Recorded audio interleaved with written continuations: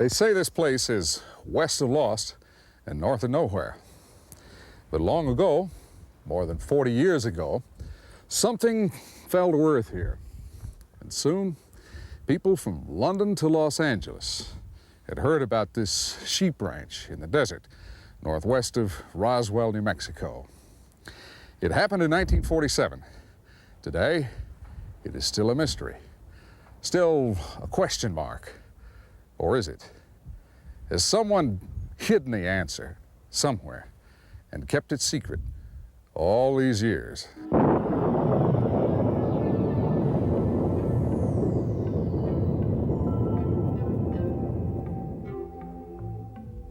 That summer in 1947, the world was recovering from history's most terrible war.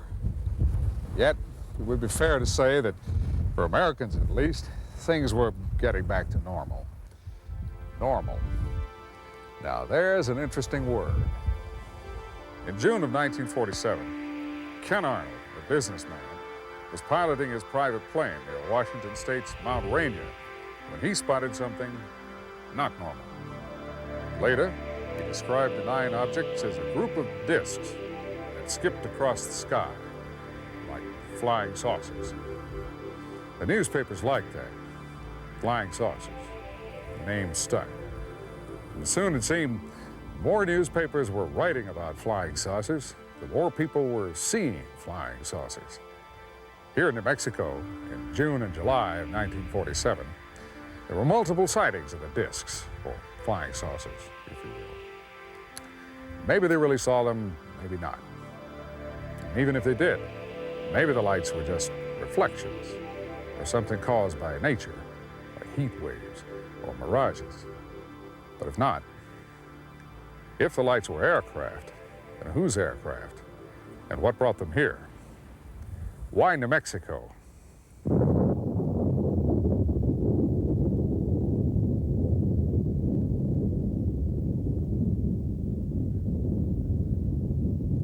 It was an event that damaged the whole world.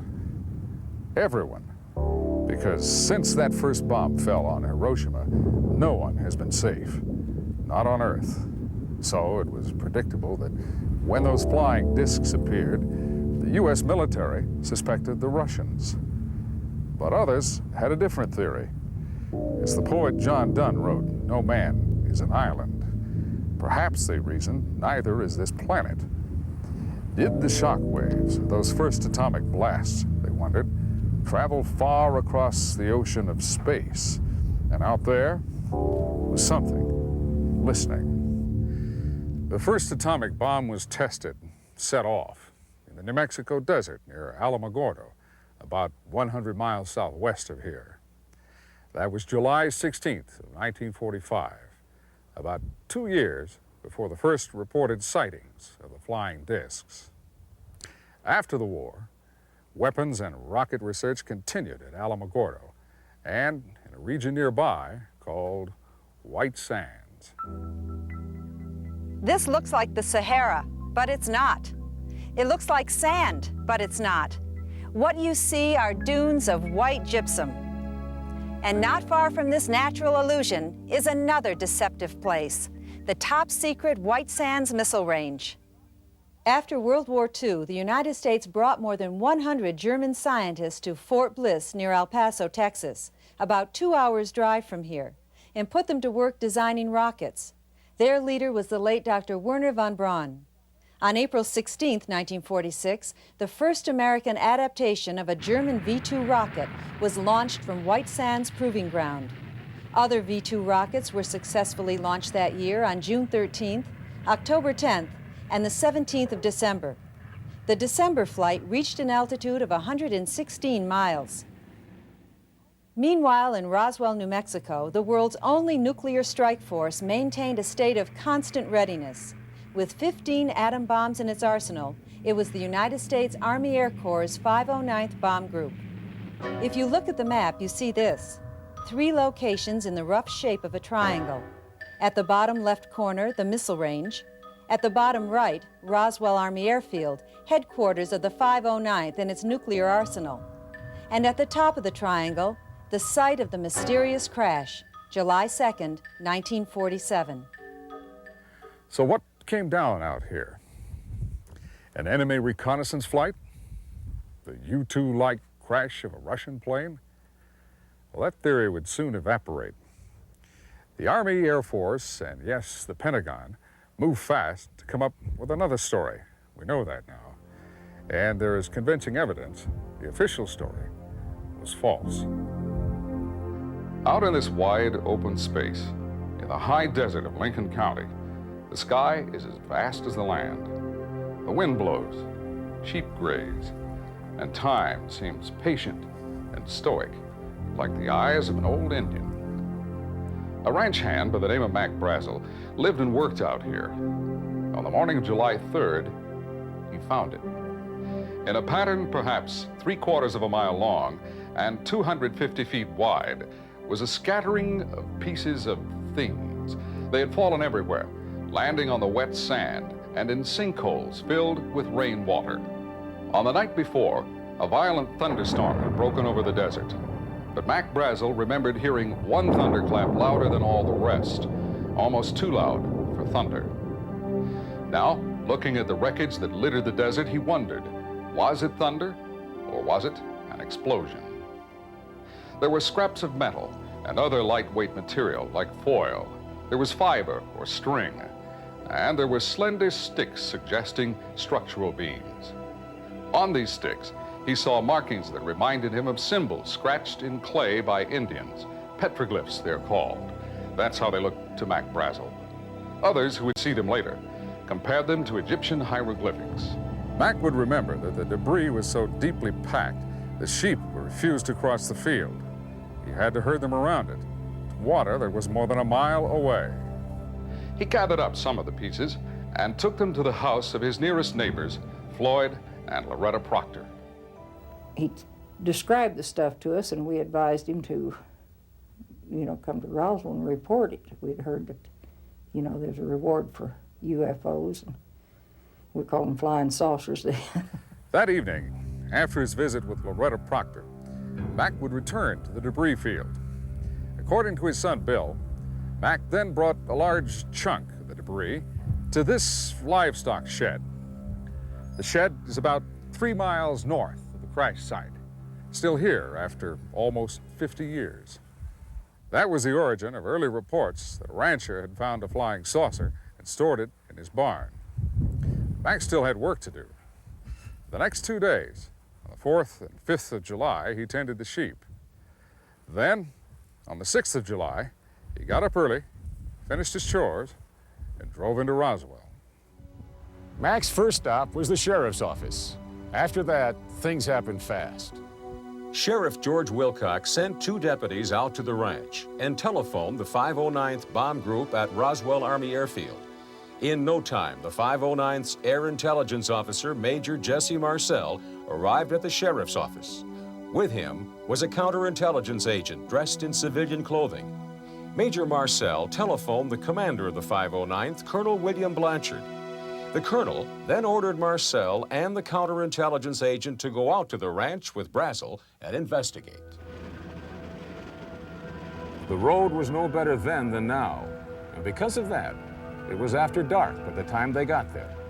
Meantime, the sheriff's 2 deputies returned to Roswell with a story of their own. They had missed the debris field, they said, but instead found this, a circle in a pasture where the sand had been melted to glass. Bigger than a football field, a huge area, a huge circle that had been burnt. The major, the rancher, and the counterintelligence agent spent the night at the range hut. Sometime later that evening, Major Marcel came out here to the cattle shed and used a Geiger counter to check the piece of wreckage that Mac had stored. There was no indication it was radioactive. The following day, July 7th, they collected all the debris they could load into the Major's Buick and the Army truck. Then, about dusk, they started back to Roswell.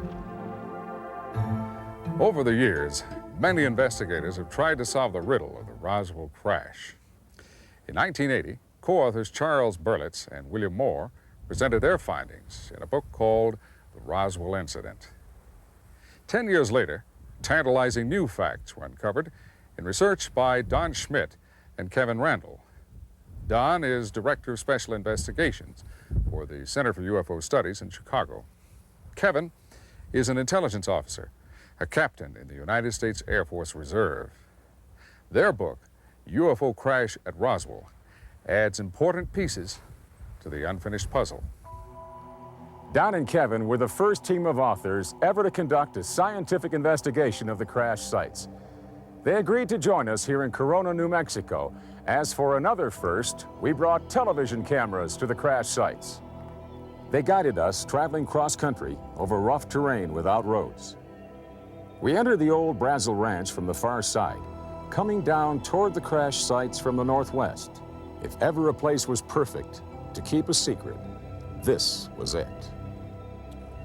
Early September of 1989, the Center for UFO Studies sponsored the first archaeological dig at the actual Roswell crash site.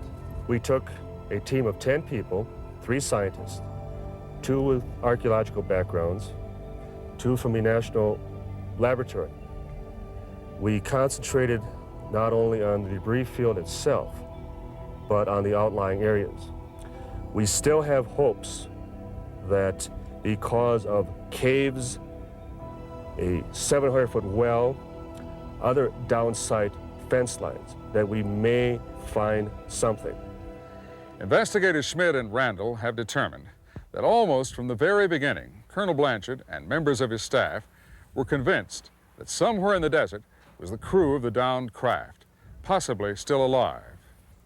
On the afternoon of July 8th, Mac Brazel was flown over the ranch in a military aircraft, assisting officers in their search for surviving crew members or their bodies. As part of his research, Kevin Randall already had retraced that flight. We asked him to go back, this time with one of our cameras aboard. As near as we can determine, on July 8th, the 509th Bomb Group initiated an aerial reconnaissance. What they were trying to do is find the rest of the craft. They suspected there would be more of the craft there than just the debris field. The aerial reconnaissance was an idea to find that. Mac Brazel was in the aircraft with them, the thought being that Brazel, as a rancher, would be familiar with the landmarks, and if they did locate any more of the craft, he could direct them directly to the site. The craft came up off the debris field after leaving the gouge, gained a little bit of altitude. Kevin is convinced the craft stayed in the air a few more seconds after the explosion. It flew about 3 miles, then crashed at the base of those rock cliffs you see below. We call it the impact point. Ironically, it was a group of civilians who reached it first. We have descriptions of the second crash site from 3 separate sources. A civil engineer, an archaeologist, and a soldier. All claim to be eyewitnesses.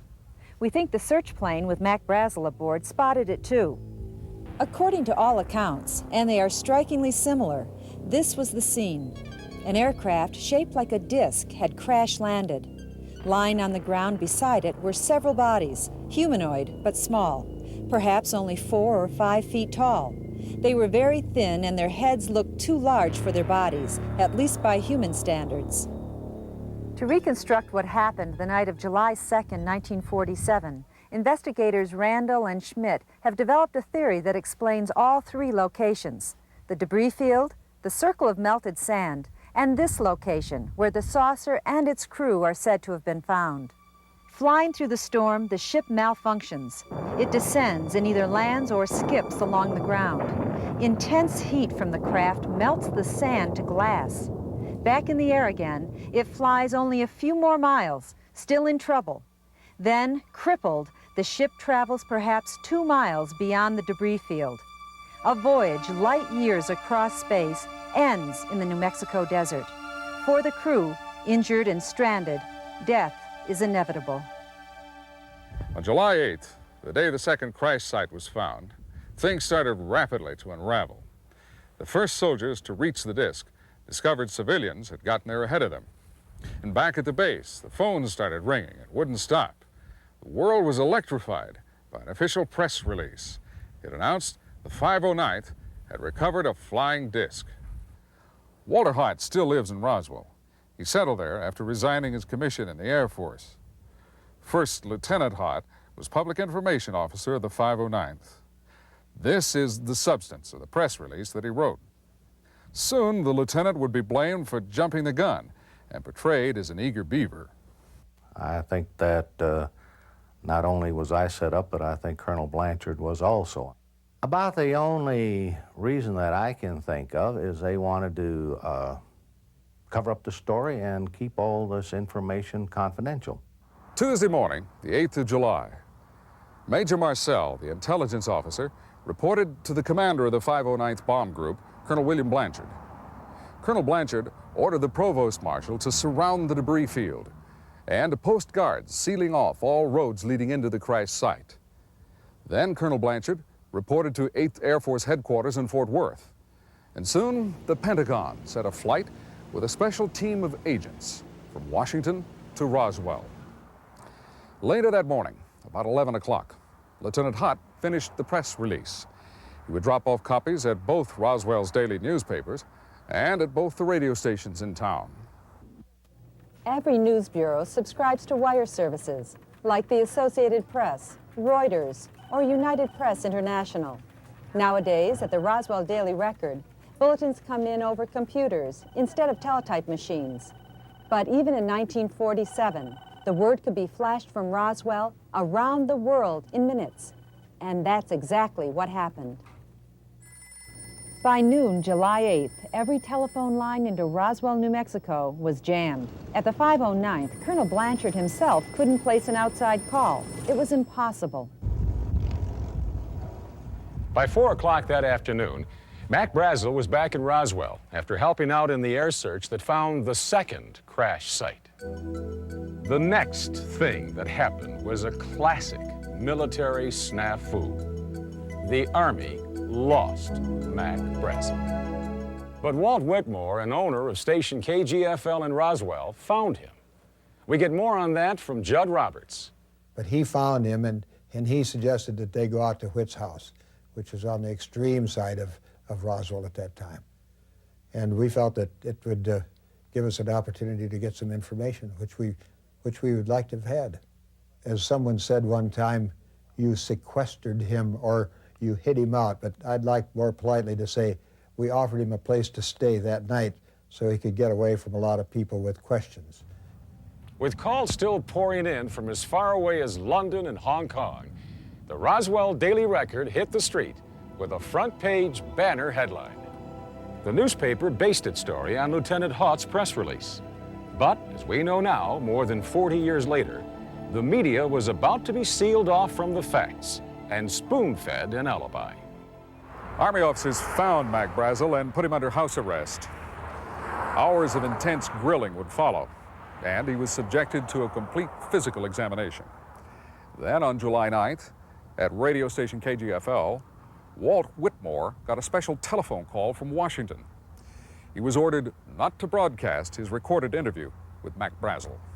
The suggestion was made to us that if we wanted to keep our license, we would not use the interview on the air because that would give us about 24 hours to find something else to do beside the radio business. Next, Army officers searched all the radio stations and newspapers in Roswell. They seized all copies of the press release and anything else they could find that pertained to the story.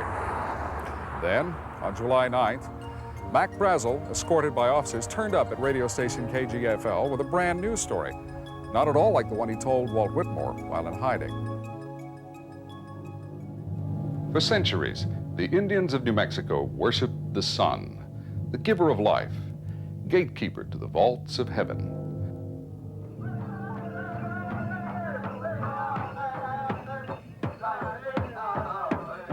It was to learn more about ancient Indian culture that a group of archaeologists came to the desert on the morning of July 8th, 1947. The human factor is important. People won't keep silent forever. But of the handful of witnesses who eventually talked about what they saw here at the second crash site, most are dead now, victims of illness or old age. We can only take note of who they were, how different they were, and yet how they all describe seeing the same things.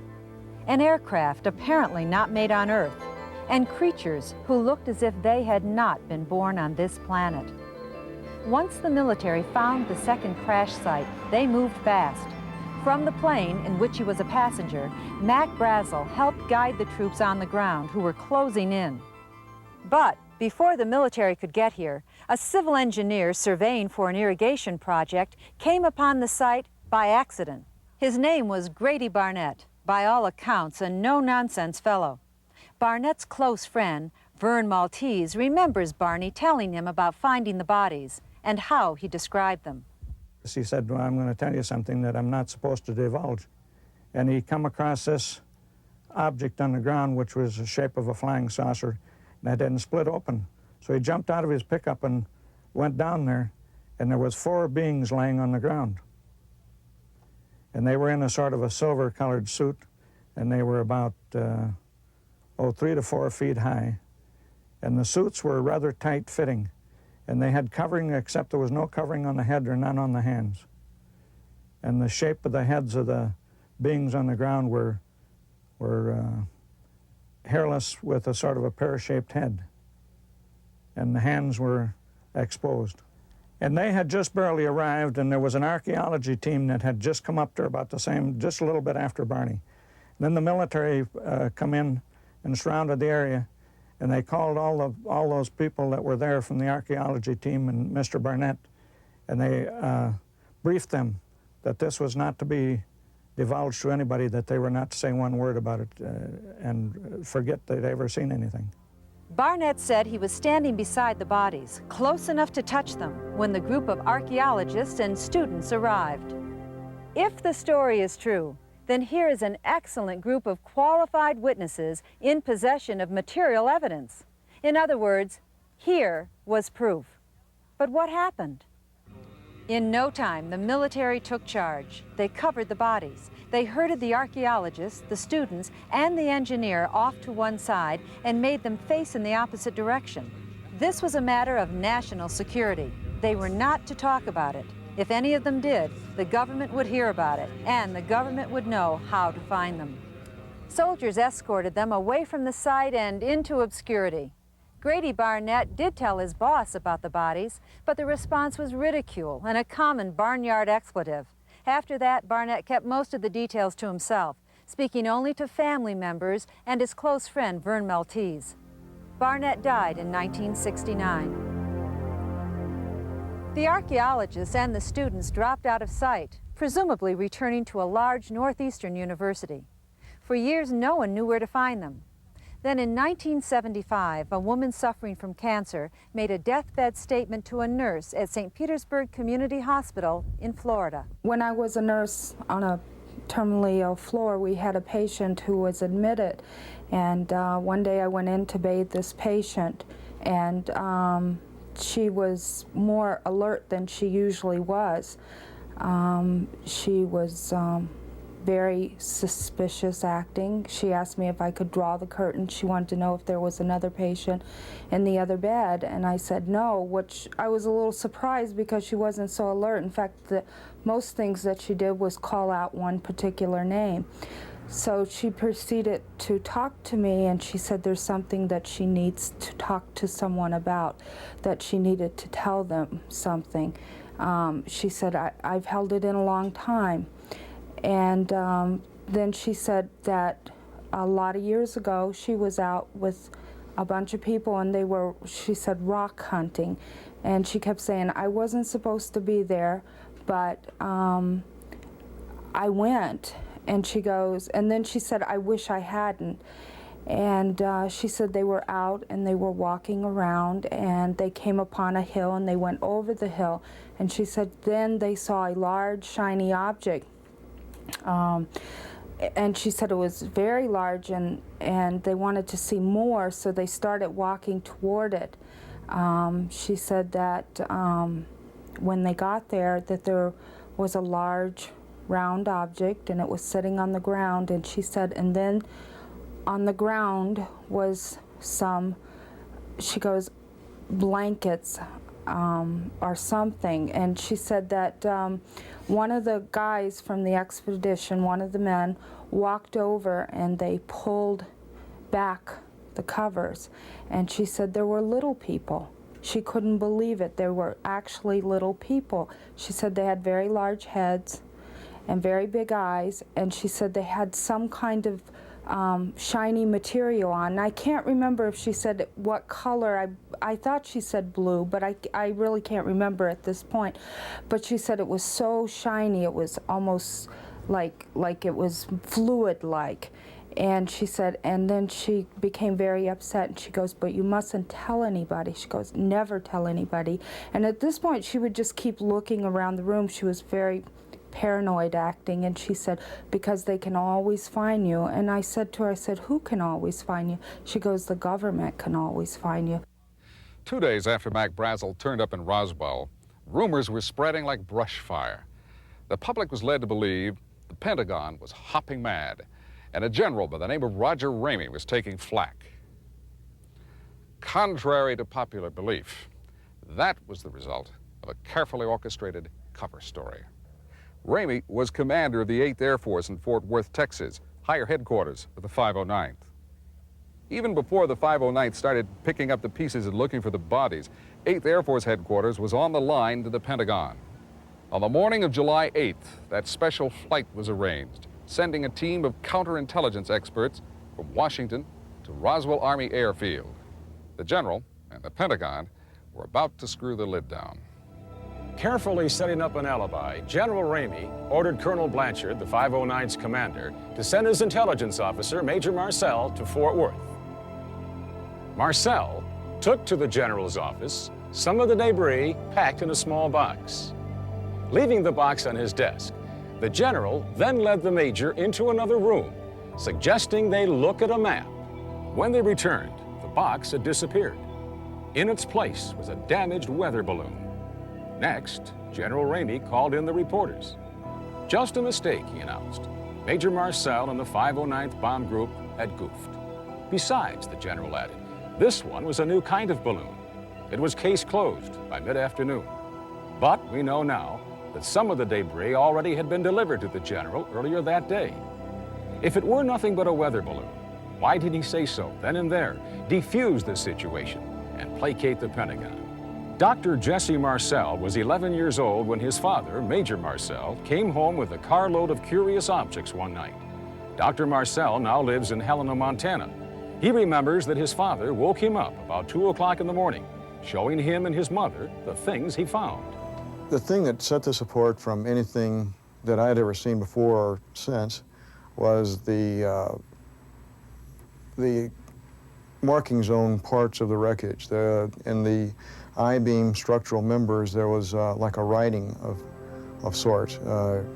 I remember at the time thinking this was like hieroglyphic, but it wasn't really hieroglyphic, but it was more of geometrical forms and symbols along the inner surface of an I-beam.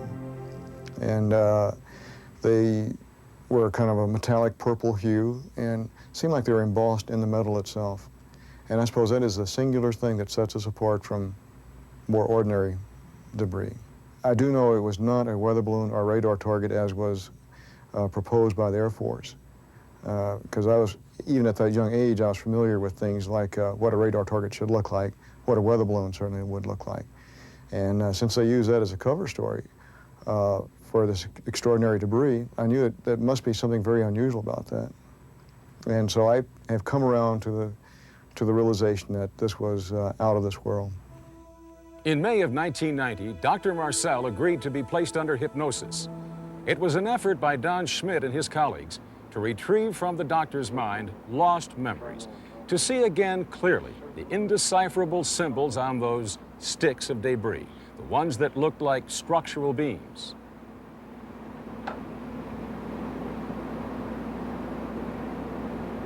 Circle, Bozeman Square. A circle there? Circle, Bozeman Square. Yes. Is the square inside the circle or outside the circle? Inside.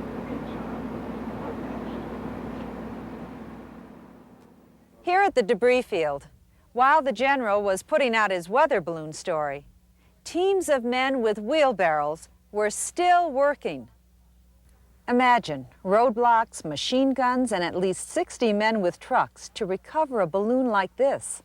Other weather balloons have been found and turned in by civilians. They were small enough to fit in the trunk of a car. Even the new model referred to by the general would have fit. In fact, Mac Brazel said he knew what weather balloons looked like, that he had found them on the ranch before. Despite military pressure, Mac still would insist that the debris in the field the sheep would not cross was different. And of course, weather balloons don't carry passengers, not even small passengers like the ones supposedly found at the second crash site. Now, back to the rumors that were spreading through Roswell. If bodies really were found, is it true that one of them was still alive? As part of their 2-year investigation, authors Don Schmidt and Kevin Randall interviewed more than 250 witnesses and sources regarding the Roswell crash. They were careful to avoid hearsay. They weeded out suspect sources, those who might have exaggerated or embellished their stories with borrowed information. In preparing this documentary, we recorded interviews with more than 24 people. All were carefully screened, their backgrounds checked. Many of them had never met. And yet, invariably, their stories matched. Each piece of the puzzle fit, and there was no evidence of collusion. Jack Rodden grew up in Roswell and still lives there. In 1947, his father, a professional photographer, was among those pursuing the story. Jack still remembers 3 cryptic words. The day after, a day or two after the story was released that it was a weather balloon, I quizzed him about it. I want to know what was really going on, what happened. And he said, just 3 words, they killed it. He had the ability, when he wanted to say a lot in a very few words. And the words a lot of times could be taken more than one way. And I asked him, what do you mean, they killed the story? And he wouldn't deviate. He just said, they killed it. And I said, they kill someone? And he just said, they killed it. And I couldn't press it any further, so I didn't, but I didn't forget it either. Frankie Rowe tried not to remember.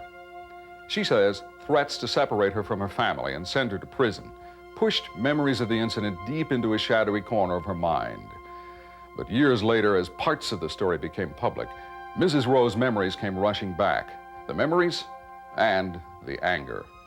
Now she believes the American public has a right to know everything, the whole story, even small pieces of it, like the pieces of metal she saw and touched. And he pulled his hand out of his pocket and he had a piece of the material wadded up in his hand in a little tiny ball, and when he dropped it on the table, it spread out like it was liquid or quicksilver, and there was not one wrinkle in that. And I do remember that we all did get to touch it. We all got to pick it up. You could bend it, it made no crinkle, no noise. It was very thin and it was very shiny, very silvery color. It was about maybe a foot square. And I have no idea what happened to it. More than 40 years have passed since the crash. The government still sticks to the official explanation. The military is still stonewalling. However, in later years, a few cracks have begun to appear in that wall. Major Marcel would talk again to his son, telling him no, it definitely was not a weather balloon.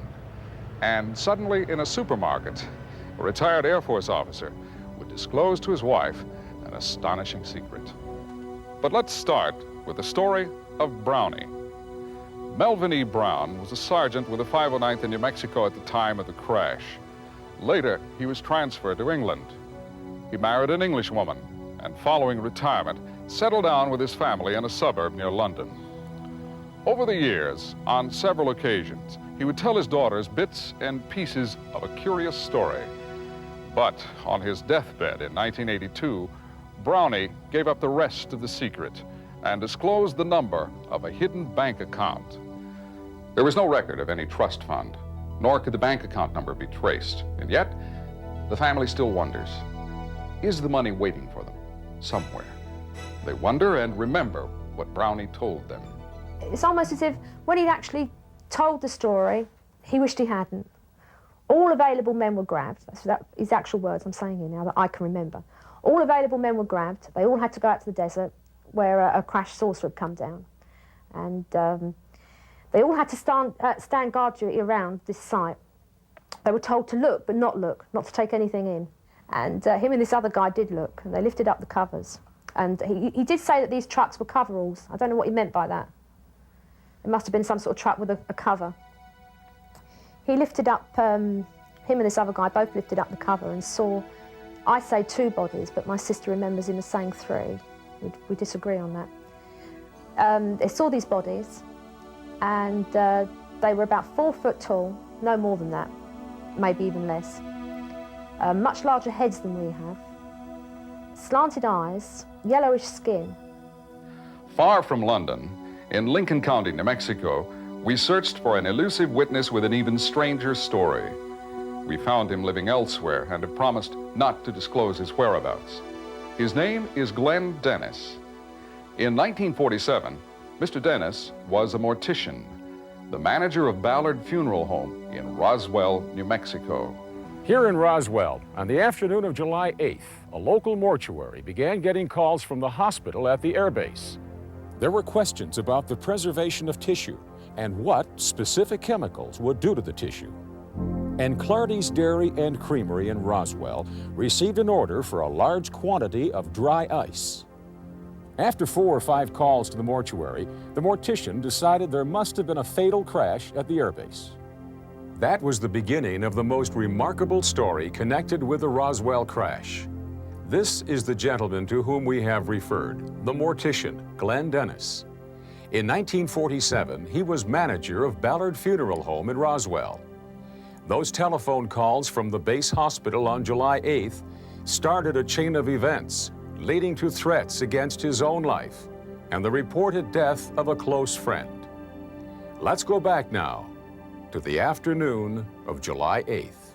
Then the next call I got probably in 30, 45 minutes later, he was asking me then about our preparations and what we did preparing the bodies that had been laying out in the elements, or that, you know, some badly decomposed bodies, or how we treated the burnt bodies, otherwise very traumatic cases, and what our procedure was on that.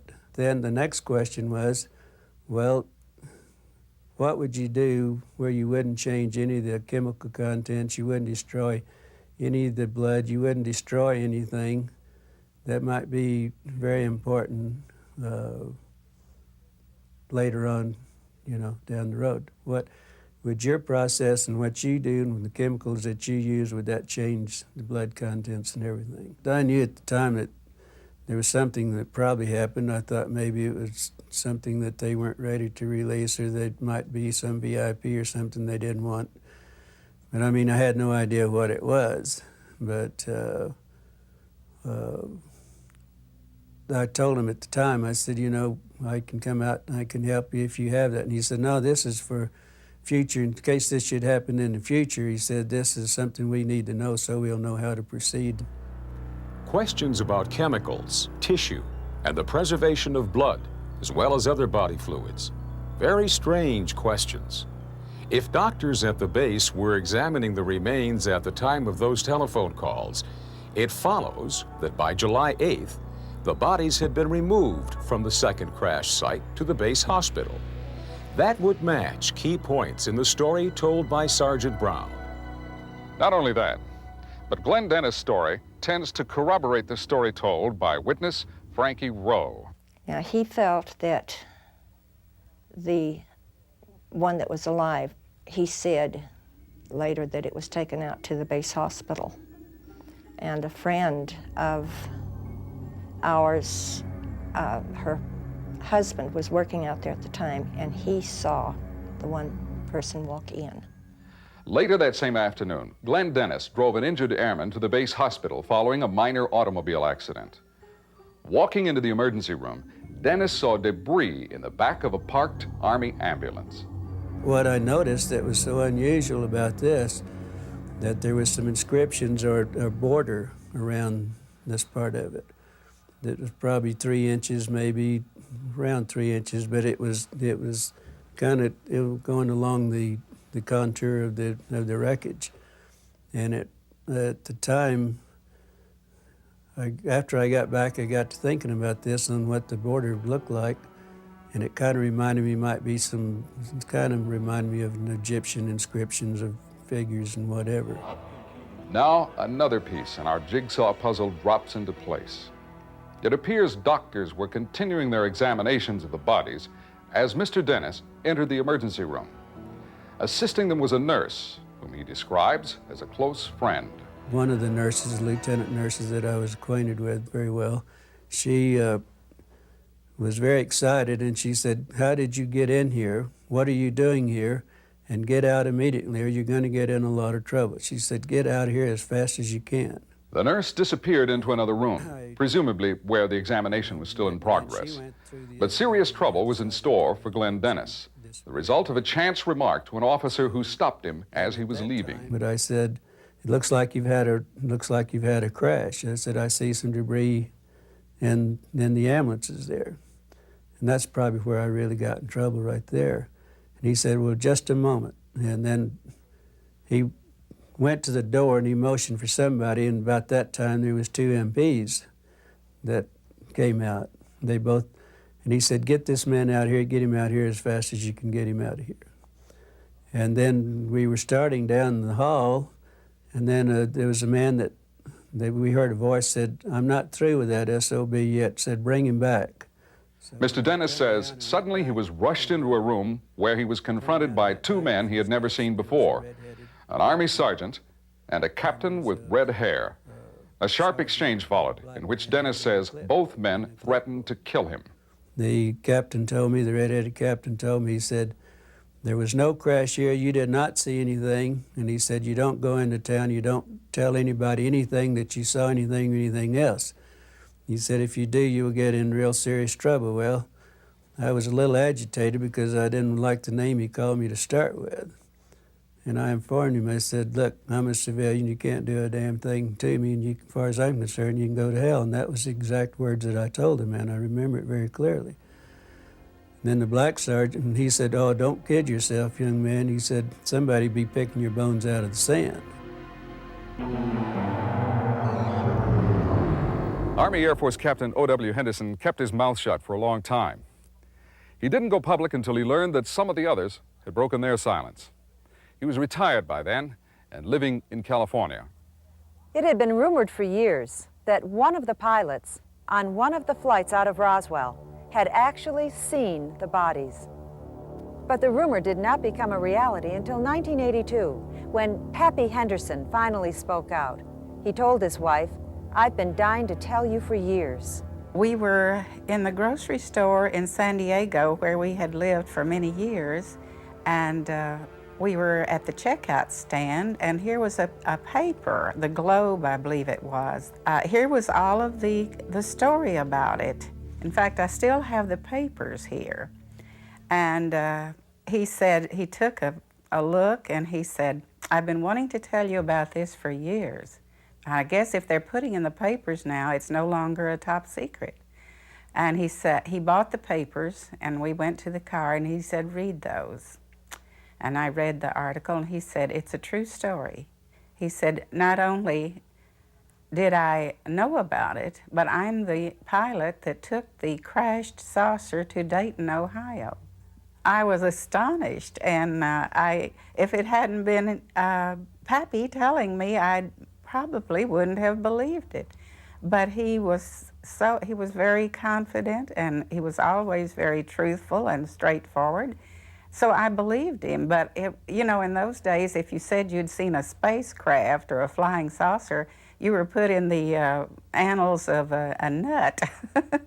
So we didn't say much about this, but years before, when people would ask him what he thought about flying saucers, his answer was, "There's something to it."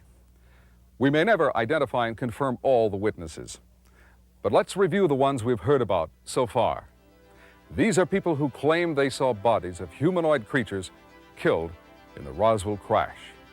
We have an Army pilot, a civil engineer, an archaeologist, and a sergeant who peeked under a tarp.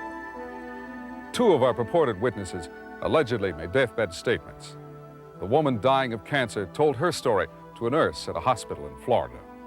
And for the last 4 days of his life, Sergeant Melvin Brown talked about the crash, insisting the bodies were real and the weather balloon story was a lie. What on the earth could he have done that he would have been so worried about on his deathbed? Because he was worried about it. I mean, he was mentioning this place in his sleep and sort of shaking his head and nodding and arguing in his sleep about it and mentioning it. He was worried about it. Whatever it was, he was really worried. And this is what makes me angry. It makes me rather bitter to think that, all right, I don't know, UFOs, alien bodies, I don't know what the truth is. All I know is that if my dad said so, then that's it. He wouldn't have lied.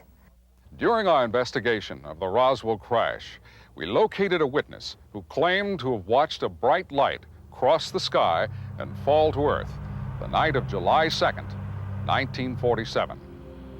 His name is William Woodie, and he still lives on the same small farm outside Roswell, New Mexico, where, as a boy, he says he and his father watched a burning light slowly flying northwest toward the desert. My dad looked up and said, "My God, what's that bright light there?" And we got to looking, and it looked like a falling star at that time, but we got to checking it, and it was much larger, much closer. And we looked at the picture of it, it just showed much larger and much closer, and just a large stream of white light with a reddish tail on it.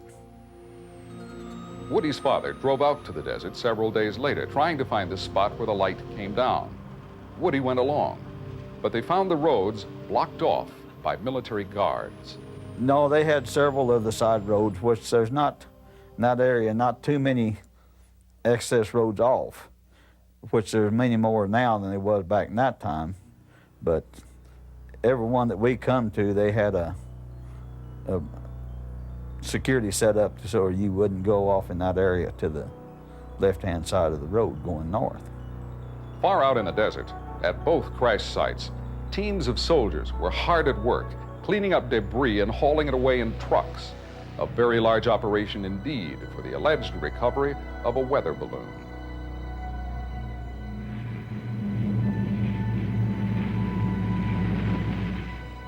How strange it seems that 9 airplanes and numerous crates and packages marked top secret would be needed to transport what was left of a weather balloon. One flight on the 6th of July moved debris from Roswell to 8th Air Force Headquarters and on to Washington, D.C. July 8th, Roswell to Wright Field near Dayton, Ohio, which is now Wright-Patterson Air Force Base. That same day, a plane arrived in Roswell from Washington. The crew picked up a sealed box containing debris. And another flight was flown from Roswell to Fort Worth, all on the 8th of July. The day after General Ramey's news conference, special flights were still going out. 3 on the 9th of July to Los Alamos. 1 more that day from Roswell to Fort Worth. And on the 10th, a flight departed Wright Field in Ohio for an unknown destination. Apparently, debris was being shipped out from Roswell as rapidly as it could be recovered and brought to the base. But what about the bodies? What happened to them? We can trace the recovery of the bodies from the actual crash site to the base hospital at Roswell. The pathologist, Dr. Johnson, who did the preliminary examination of the bodies, filed a report, a preliminary autopsy report, of which we have no records. In fact, all the records from Roswell went to Washington. No paper trail whatsoever have we been able to uncover from Roswell. Dr. Johnson is now deceased, but in attempting to research his background, Don and Kevin made a startling discovery. All records of the late doctor's military service, indeed most of his career, had vanished. According to the ABMS Medical Compendium of Medical Specialists, Dr. Johnson completed his internship in 1946. Yet in 1947, when we can document his being at Roswell, there is absolutely no mention of that fact. In 1948, he is listed as a pathologist practicing in Galveston. In 1949, until going into private practice, he is listed at numerous hospitals throughout the country. Each hospital that we contacted has absolutely no records of Dr. Johnson being on staff. If an autopsy was performed on one or more of the bodies, no one has ever been able to find the report, not even using the Freedom of Information Act. However, this man claims to have spoken with a doctor who dissected the alien bodies. The medical person he had reference to had information about the anatomy of the alien, of the dead alien that was taken from a crashed disc. He is Leonard Stringfield, the retired marketing director of a large chemical company. Stringfield has devoted more than 20 years to investigating and writing about UFO phenomena. He specializes in suspected crashes and retrievals. The head is large, very large by human proportion. There is no hair follicles. There are no earlobes. There is no nose as we have as human. The mouth is just a slit or an orifice which goes in about approximately an inch, membranous, which leads to no digestive tract or alimentary system. There were no red cells, no lymphocytes. There were no striatum muscles in the body. There was an atria, or a heart, the pumping station, so to speak, for the colorless liquid, which is, in a sense, blood. After the Roswell crash, dozens of soldiers and others connected with the military were pressured never, under any circumstances, ever to speak of the incident again. Accounts surfacing only now, more than 40 years later, indicate the tactics used to enforce secrecy were ruthless. Which brings us back to the witness we mentioned just a few moments ago, the friend of the mortician, the Army nurse. And this was a young second lieutenant, had only been in the service less than 3 months and commissioned less than 3 months. Very deeply religious lady. She was born and raised in a very strict Catholic family, attended all the private Catholic schools, preschool and high schools, and her folks wanted her to become a nun, but she... At Mr. Dennis' request, we've agreed not to use her real name, but we will call the nurse Judy. Sensitive and deeply religious. What she saw in the examining room July 8th, 1947, took Judy to the brink of hysteria. And she said, "I can't believe what I've just seen." She said, "This was the most horrible thing I've ever seen in my life." She was going into this examination room that was across the hall. She was going in to get some supplies, and when she walked in the door, there was 2 doctors there. And she noticed a horrible smell immediately. But she saw these 2 doctors, and they said, "We need you." She started out the door and said, "You stay here, we've got to have you." And what it was, they were examining, she told me, 3 bodies, foreign bodies. And she said 2 of them were very mutilated. According to Mr. Dennis, Judy and both doctors became ill from the stench of the bodies as they continued to examine them. Judy was still not well the following day when Glenn met her for lunch at the officers' club. But he was more disturbed by her emotional state. I knew she was almost in a state of shock, because she said it was so gruesome and so horrible, and she would just, almost grab her head, and it looked like she was just going into total shock. We should note here that Glenn's concern for Judy was serious. Marriage had been discussed, but all of that was about to change forever. He never dreamed what lay in store for Judy as she began to describe what she had seen. She had drawn me just a little the night before. She had a description of an arm that was that she had drawn, and then the anatomy of the arm, which was different from ours. There was only 4 fingers on the hand. Didn't have a thumb to it. Only 4 very slim, fragile little fingers. But when they turned one of the hands over, they noticed at the end of the fingers there was little pads on each one of the 4 fingers there. And it looked to them like they were like little suction cups. They were little hollowed out areas that looked kind of like a suction cup. The heads on these individuals were much larger, somewhat larger than the human head would be. The eyes were very sunken. The nose was there wasn't a convex or anything. The nose was very concave with only 2 little orifices. The ears, there was no ear. There only might be 2 little orifices on the side, but very small little lobes that looked like they might function, they might close maybe or whatever, but they was very small. Nothing resembled an ear on a human anatomy at all. Not touching their food, they continued to talk. But for Judy and Glenn, time was running out. She never touched her food at all, we never, I think I drank my Coke, but I was so, I thought, my God, this was something else, and I don't know that I ever ate my food either, but that was, then she said, I've got to go back to the barracks. He said, I am deathly ill, and I've got to go back to the barracks, and then that was the last time I ever saw her. Call it stick and carrot. Apparently, counterintelligence agents and ranking officers used both threats and money. The archaeologists were intimidated, told the government would find and punish them if they ever talked, and indeed, none did, with the possible exception of the cancer patient on her deathbed in Florida. Mac Brazel had not yet heard the Korean War term brainwashed, but might have used it to describe the days and nights he spent as a virtual captive, being interrogated, examined, and forced to change his story. But one thing more, Mac's friends, the Proctors, remember he came back from Roswell driving a new pickup truck. Yeah, I think maybe he did come back with a pickup truck when he came back. And we always wondered if he didn't get a reward. And suddenly, the ranch hand described by those who knew him as dirt poor had money for a meat locker in Las Cruces and a new house. When they brought Mac down and kept him a few days, and then he came back, and he wouldn't talk about it, but we always wondered if he got a reward, because it wasn't long after that until he went to Alamogordo and put in a locker plant.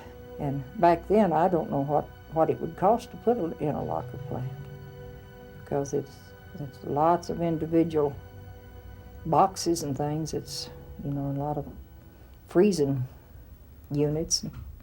So I don't know what it would have cost, but I think it would have cost more than he got on his wages.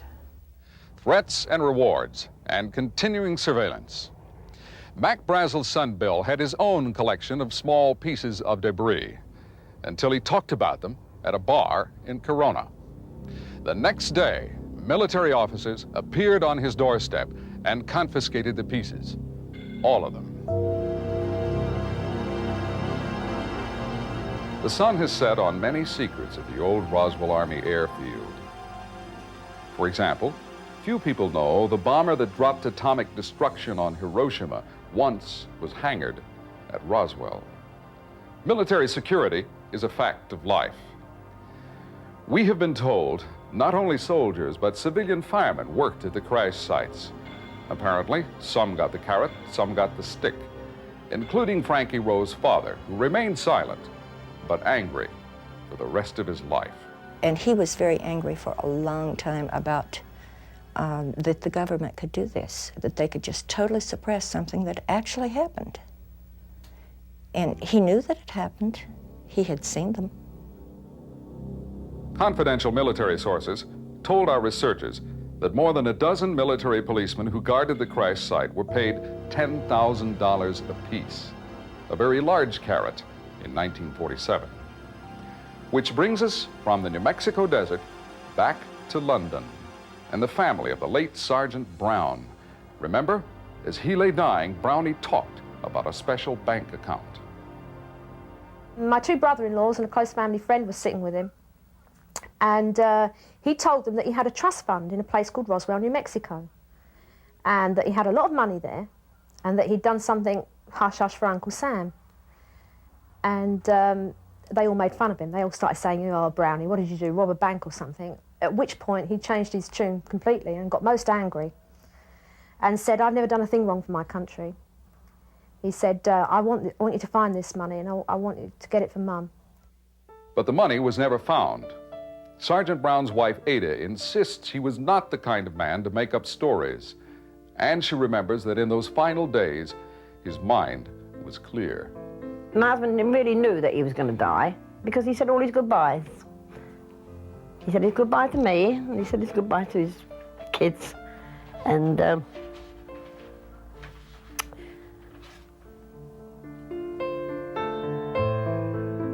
instead of money, Sergeant Brown got a plaque, a generic letter of commendation from President Reagan. I think he deserved a wee bit more than that. That made me angry when that came. That came about a year after he died. What it should say on there is, we are very sorry that we made your dad suffer all those years. If they was to say sorry, I'd leave it. Be fine. But that's what I want.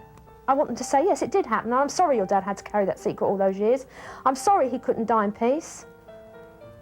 I'm sorry he had to be laying in bed dying and trying to relate a story that he was, even while he was dying, he was too scared to talk about something that happened at this place in Roswell, New Mexico.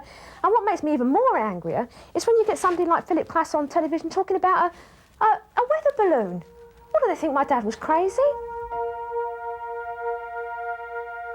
The letter that I had sent to her with the APO number was returned to me, and on the envelope it said, return to sender, and then it had a big red print said deceased. By the end of July, the turbulence caused by the Roswell crash had settled. Most of the media bought the official explanation, and most of the public had forgotten the incident. It was nothing but a weather balloon. Or was it? If you don't think this looks like a flying saucer, would you believe a meteorite? Apparently the government did, because next they sent an expert on meteorites to investigate. They sent him to this area, about 5 miles from the debris field, to look at that circle in the pasture where the sand had been melted to glass. Dr. Lincoln LaPaz at the University of New Mexico was a noted authority on meteorites and their recovery. He had worked on dozens of top-secret assignments, including the Manhattan Project. About 2 months after the crash, Dr. Lincoln LaPaz was asked to calculate the speed and trajectory of whatever it was that came down out here. LaPaz had not been told about the alleged recovery of bodies. After investigating, he concluded not a meteorite, but an aircraft had struck the ground. Given the heat and the speed, the doctor couldn't believe it came from Earth. He was convinced it must have been an unoccupied probe from another planet. The key word is convinced. 1 year later, Dr. LaPaz had not changed his mind.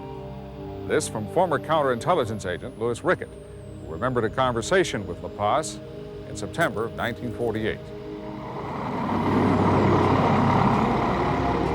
If all the government recovered was a weather balloon, why was it still investigating the crash 2 months later?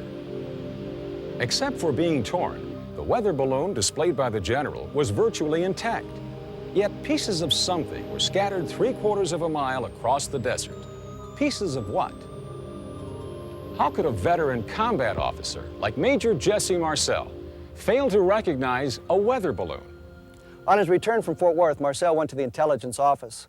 There he ran into the counterintelligence officer who had prepared a report about the activities that had taken place at Roswell. Marcel asked to see a copy of the report and was told, no, you can't, it's classified. Marcel said, I outrank you, I want to see the report. And the counterintelligence officer responded, if you have a problem, take it up with Washington.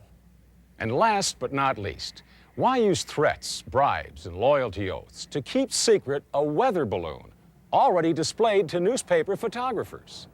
There's an adage worth repeating here. They say, if it looks like a duck, if it quacks like a duck, it's probably a duck.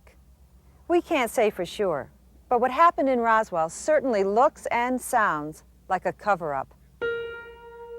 If there is a hidden answer to this riddle, then the secret may not have been kept without a price. There is the matter of 3 lives and the curious circumstances under which those lives were lost. Now we return to Glenn Dennis and the story of his friend Judy, the Army nurse. Remember, it was Judy who told Glenn she assisted 2 doctors examining bodies of humanoid creatures brought to the base hospital. According to Mr. Dennis, she described the bodies in detail and even drew sketches. After lunch with Glenn, Judy left the officers' club and vanished. The next day, I called out. I wanted to see how she was doing and how she was feeling. And of course, you know, by that time I was really fascinated by what was going on, and I was so curious. I wanted, you know, maybe she'd feel like talking a little more about it. But I was really concerned on what was happening to her. And they told me that she wasn't working, that she was unavailable that day. And so the next day I made the call again. I made 2 or 3 calls the next day. And it was also, she was still unavailable. Then the third day I called and they said that she'd been transferred out. And they didn't know where, but she was no longer there at the air base. Transferred without a word, no goodbyes, and no explanations. Judy was a second lieutenant with less than 4 months at Roswell, her first duty assignment. For days, Glenn kept asking questions, but got no answers. Well, then about maybe 10 days to 2 weeks or so later, I get a letter from her in the mail addressed to the funeral home. And all it was just inside with just a note said, I can't write, I don't have time to write now, but here's an APO number that you can send me the mail to. And that was all that was in the envelope. There wasn't anything else. APO numbers are used by the military to forward mail to American servicemen and women without disclosing their locations. But through friends at the base, Glenn quickly learned the APO number sent by Judy meant that her letter originated in England. He replied immediately, then waited. Probably 2 weeks, or maybe it was at least 2 weeks, maybe 3 weeks later, the letter that I had sent to her with the APO number was returned to me, and on the envelope it said, return to sender, and then it had a big red print said deceased. And that was the last time I heard or, you know, even thought about it. And then about every time I'd go at the base too, sometimes we wouldn't go there for a week or two on emergencies or whatever, but 2 or 3 weeks or so later, I would go out to base and I said, has anyone heard from the lieutenant? And one of the nurses says, well, the rumor is that she is in England. Well, in her note, she also told me, she said, I am in London. And then the nurses told me that she was in London. The rumor is that she was on maneuvers on a training mission with 5 other nurses, and they went down on a plane. And they understand the rumor was that they were all killed in a plane crash. Later on, another key person in the Roswell mystery was reported killed in a plane crash. He was Lieutenant Colonel Payne Jennings, executive officer of the 509th Bomb Group. And finally, there was the curious accident which claimed the life of a soldier believed to have worked at one of the crash sites. We have information concerning a heavy equipment operator, for example, that was found crushed to death by his own vehicle, with his unscathed glasses found 100 feet from the site. The Roswell crash. Even after years of research, 100 questions still come to mind, most without answers. It's not our purpose to prove or disprove this story, only to present those facts and witnesses we could find and let you decide. Somewhere there is tangible evidence, a piece of metal, a scrap of fabric, or one more witness who remembers. Perhaps that witness is you. We applaud the courage of those who come forward in this documentary to speak for the record. We believe, as they do, that the time is now to unlock the truth, and that the United States government holds the key. It is frightening now when I think about it. I can't believe that I could have forgotten as much as I did because of the threats. I mean, it's crazy. But yeah, I'm bitter, all right. I'm angry. I don't give monkeys about the bodies and I mean, what I want to find out is why. All right, they must have had a good reason, obviously, for doing it. But I don't know. I can't see that it is that important anymore, that it has to be covered up.